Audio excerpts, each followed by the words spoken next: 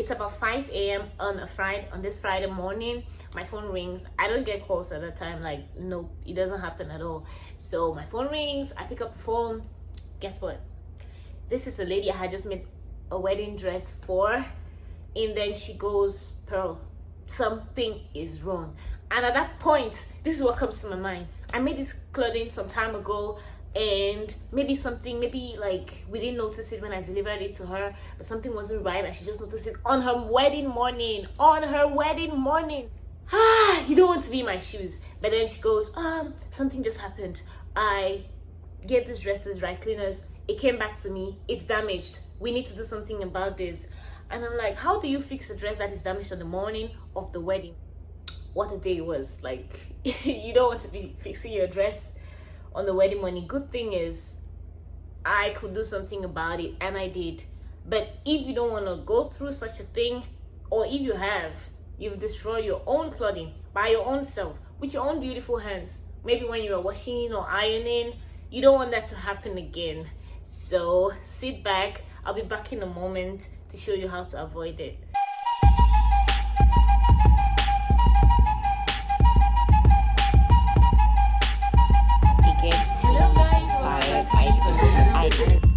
Manufacturers make clothes, and they have the best idea on how to take care of it because they make the clothes with. They know whatever fibers they use to make the clothes, the processes, and they know what the clothes can withstand. And so the clothing should have a tag on the inside, and you have them either on the back of the clothing or on the left of the clothing. Hey, and here's a tip, free tip. There's some clothing that look the same, like the back and the front is like the same basically, but what you need to know is that wherever the tag is, that should be on your left. Yeah, the clothes that are not obvious. So here you will get a tag as such. Yeah, the tag usually shows you what the clothing is made of, the fibers. Like this one says it's polyester, 94% spandex, 6%. Usually says where it's made in Indonesia. And then usually you have like the cleaning instructions, the care instructions. So basically this label is called the care label. Yeah, and of course you know the brands will have their tags in it. And yeah, so today I'm going to be showing you the care label, and I'll be showing you how to understand it. Some people don't really care about care labels, but when you destroy clothing, when you have this something you spent a lot on and then you destroy it, it hurts. It really hurts.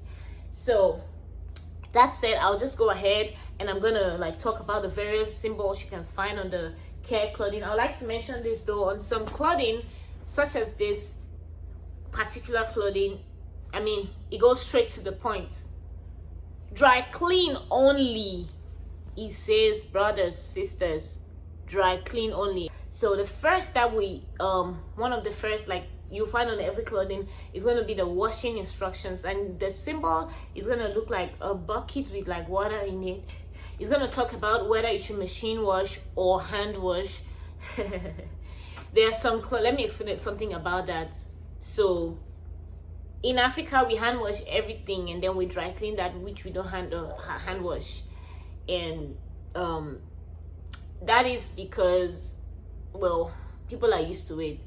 But out here like in the West, people machine wash their clothing, and there's some clothing that should not be machine washed because they cannot withstand the speed and the pressure in the washing machine. So usually I know people would not really want to hand wash, but then they can dry clean.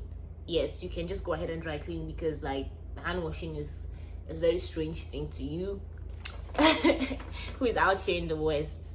So if it says you should machine wash, it's going to like talk about the cycle. And if you use machines, you'd understand that you can see the cycle and you can see the temperature you should use. Some stuff you can use cool, but others you cut. Some stuff you can use hot, but others you shouldn't. And like I said, if they say you shouldn't machine wash, then it's because it can't stand the pressure and you're going to ruin your clothing when you wash them in the machine. And it doesn't happen all the time, but a couple of you have experienced it. Okay, tumble dry. Tumble dry is machine drying options. So it's going to talk just like the washing machine options. It's going to talk about the heat and the cycle. And you can see that on your washer and dryer. You can see that. And I would like to say that this is basically the same thing. If it's gonna tell you, you know, there is you obviously find where it may say tumble dry. You can see that. And if you see that with an X, it means do not tumble dry. And do not tumble dry would still have to do with the agitation that happens in the dryer or the washer. And in that case, you will just have to dry. Which, well, let me say something before I talk about dry. If you really are not going to hand wash anything and you don't think it's worth, this is it. I'm not gonna hand wash. I'm not gonna take something all the way to the dry cleaner, just a single, maybe something very, you know, small. I won't take it all the way to the dry cleaners. And well, I will wash it. But if you're not gonna hand wash, then I advise that you put it on gentle wash. That could really help. This takes me to the next. If you don't have to, if it says do not tumble dry, then you would have to just dry. And just dry, that's gonna be our next option. So you can see line dry, drip dry, dry flat, and of course this makes sense, right? Line dry, you can hang on the line. You can, usually those which you should dry flats will be things which have been crochet, because when it made all of the weight made distort the togetherness of the clothing, for lack of better words. And there are things you shouldn't wring. You know, these are things we do a lot in Africa. There are things you shouldn't wring. When you wring, you just want to hang them nicely, and you just want to check that. Few seconds. Under the iron options, you're gonna have like basically the temperature you should use. Different things have different temperatures it can withstand. Cotton can withstand very high temperatures. If you're kind of trying to press something very sheer, something like lace, something like chiffon, you don't want to use that kind of heat. Check the temperature, please. You're gonna see how it goes, like from 1 to 2 to 3, and then there is others. Of course, others it may mention that you shouldn't iron at all, or it can say do not use steam. And somebody like me who is so in love with steam, I feel like steam is the best thing that ever happened when it comes to making clothes straight. You cannot be overzealous about that. Their clothing, you shouldn't use steam for. And if you know that, you can just go ahead and iron without steam, and it's gonna be cool. Straight away to the next, dry clean. Basically, you're gonna see dry clean or do not dry clean.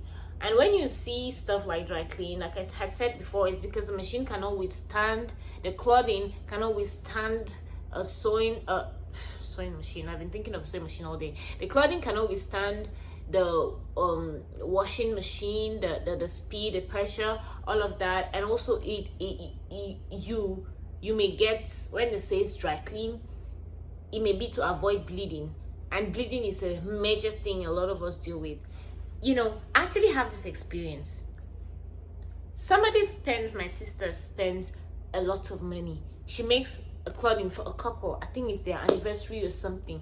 She makes some beautiful, African clothes for them, the man and the woman.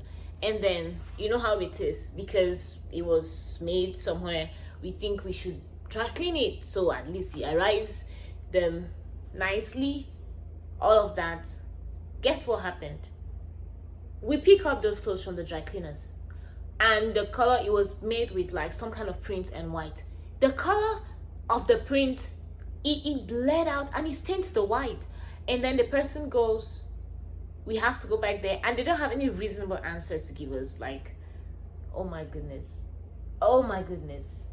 So you spend a lot, you pay the dry cleaners, and the idea of going to the dry cleaners is that it should not bleed. It does exactly that, and you've lost that thing. They never paid for it, mind you. They never paid for it, and she had to spend some more money, make something else for these people. So this is what you go through when you live in a place where people just do whatever they want to do, call themselves whatever name they want to call them, and don't offer the services they claim to offer. So look out. If you're going to take your clothes for dry cleaning, this is a tip. Those little places you see around, oh, dry cleaners. Okay, there are some of them who actually use like they take in the stuff and then they take to dry cleaners, because they can't do that on their own, because they're like a small entity or something. But there are those who don't do that. They just go and wash them, like literally, like, oh goodness, I've even heard one say it, like, oh, this is what we do, we wash with this. So please do all that you can to make sure that you're actually dry cleaning them, or just go to a renowned place and spend what you have to spend, so you don't lose it. Because guys, in Africa, if you lose it, you have lost it. And of course, there are people who are going to like follow the thing and stuff. It's not like in the West where, oh, there's gonna be some, I don't know, you can get refunds. I mean, people are not really about refunds like that in the part of Africa where I grew up. Let me say that, because maybe I just grew up in like some very, very interesting part of Africa called Cameroon, which really does things like that. But so the point is, make sure, do all you can, do your research, make sure these people are actually dry cleaning your clothes. You would have bleach. Do not bleach. Very, very, very important, especially to my brothers and sisters who bleach everything white. Some things are white yet should not be bleached because of, you know, the fibers and everything the bleach may destroy. So if you see do not bleach, please do not bleach. Do not bleach. Okay, so that brings me to the end of this 6. Remember, we talk about machine wash, how you should machine wash. We talk about bleach, whether or not you should bleach it. We talk about tumble dry, you know, the cycle, the temperature, all of that, and whether at all you should dry it, tumble dry. We talk about dry, which is how you would hang if you had to dry. We talk about iron temperature, very, very important. And of course, we talk about dry cleaner. At this point of this video, your question is going to be, what if my clothing have no tags inside them? And yeah, there is a bunch of this clothing coming from China with no tags. And then, of course, there is our favorite, Ankara prints. No tags for the past tens of years. No tags, like nobody thinks that it's necessary to do that. And I think there is an obvious reason, like they assume that we all know how to take care of them. We've had them so long, we don't need to be told how to take care of them. But with the new technology, new types of printing, new kind of fibers being involved, I really feel like it's important for us to have washing care instructions for our beautiful Ankara prints. So if you want to know how to take care of your Ankara prints, which is like what I'm wearing, any African print at all, or clothing that do not have care labels in them in general, I'm gonna do a video on that. You want to check that out, and it's gonna help you. You're never going to regret it. Your clothes will thank you for watching them videos. Thank you very much for watching this video. I hope you learned something. If you have any questions concerning any clothing at all, any kind of care at all, anything clothing, ask in the comment area and I'll get to you. If I don't have an answer for you, I'll find it. Like, I'll travel around the world and I'll find it in a minute. Thank you very much for watching. Bye.